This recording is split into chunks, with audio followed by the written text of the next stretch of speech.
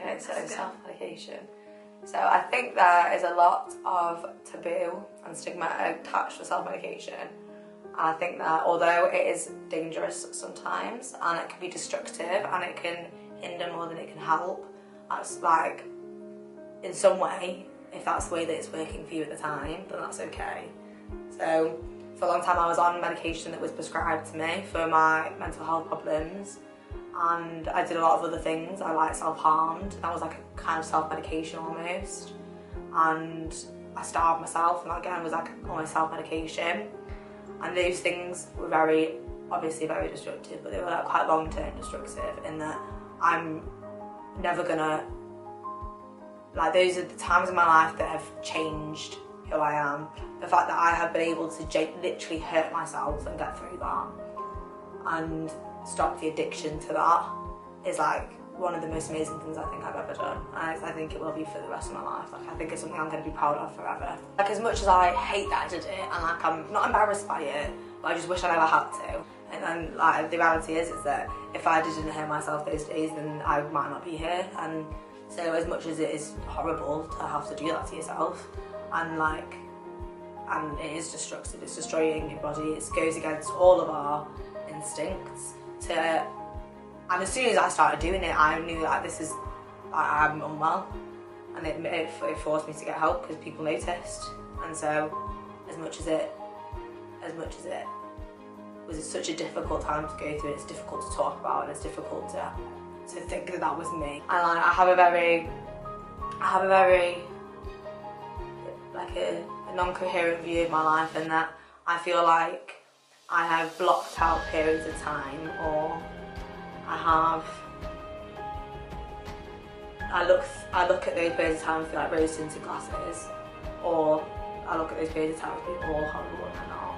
The person who I am now, I feel is a completely different person to the person who did that to themselves, and doing that to myself was part of who I am now. And so the way that I now self-medicate is by smoking weed, and it's so bad to say. It's like my mum might watch the videos one day. She's just like, oh, I don't know. But I get it. I understand why everybody, not everybody, I understand why I shouldn't do it and I shouldn't be self-medicating, but sometimes, like, I used to take Valium and I was prescribed that. I didn't take it illegally, and I would have a really, really bad day and I would take 4 to go to sleep, and obviously I would take 4 to go to sleep, and if it means that I have a spliff, which is a herb that grows out of the ground, and at the end of the day it might make you high, but what else does it really do? Like, it's going to be damaging you in some way. Like, my memory's not as good, definitely, but that's probably because I've also not been exercising my brain and I've not been revising or learning or anything for the past 6 months of my life. It sometimes is the only thing that will calm me down, and it sometimes is the only thing that will put me to sleep. And when I don't sleep, I become a different person. I get really, really irritable, and I feel like I'm a very fair person. I don't think I'm quick to anger at all, and I somehow manage to keep it together. You do need a way to relax, and that is my way where I relax. I don't smoke every day, but people go out and they're going out drinking with their friends, and that's their social time, that's what they want to do.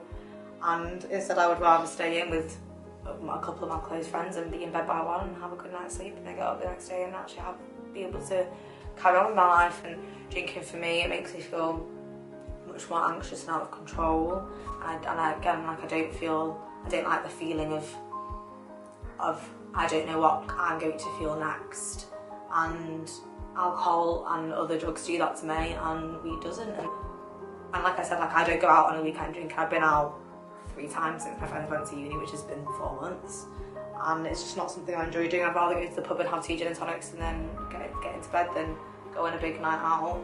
And the harm I feel like I'm doing to my body, you can tell you're poisoning yourself. Like, the way that you feel feels different.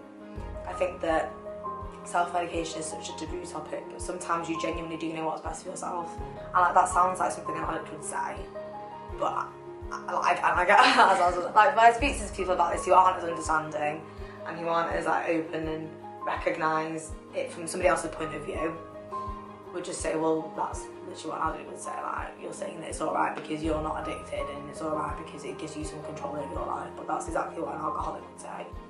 That is true, but the way that destroys your body is very different, I think, to the way that smoking weed does. And like, there are hundreds and hundreds of people, like, even like Jeffree Star, I don't know, I thought of him, but he was never drunk in his life, never done any other drugs, never smoked coke, never taken MDMA, never taken acid, done any of that.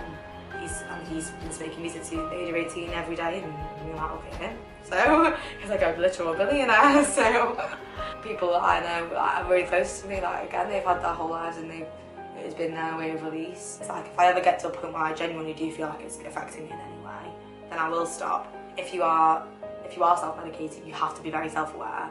I think that I know that I don't have an addictive personality. Some of my friends do, so if they started doing that all the time, then I'd be worried about them. But I think that for me, I am a very self-aware person. That self-awareness is obviously needed, otherwise it can obviously spiral out of control. And also, I think that being honest with even the people that are closest to you, and if you're only honest with your best friend that you're doing it, they can then keep an eye on you at the same time. So people who go to uni, for example, like the uni culture of they're going out 4 times a week, and it's like, you look at that and nobody would be worried, but then somebody might look at me and I'm smoking weed 4 times a week and I'm like, oh my gosh, like, that's worrying, are you okay? And it's like, no, I'm fine, like, I'm chilling. So this is the way I like to socialise. That's just the way that we like to do things, and the same thing is if we were born in California, it'd be fine. If we were born in Canada, well, now it would be fine. Yeah, I do get it, and I always feel guilty, like if I've like had a big drinking or gone like on a big night out and like done shit I shouldn't have done, and I've never got that feeling smoking weed. I've never felt that, and I understand how people think it's like the thing that's ruining our youth of today, because it can be for some people. It can affect, like, it can be the only thing they care about almost. I genuinely do see every point of view, but at the same time I'm making my own decisions, and if that's what's making me feel better in that day, then that's what I'm gonna do.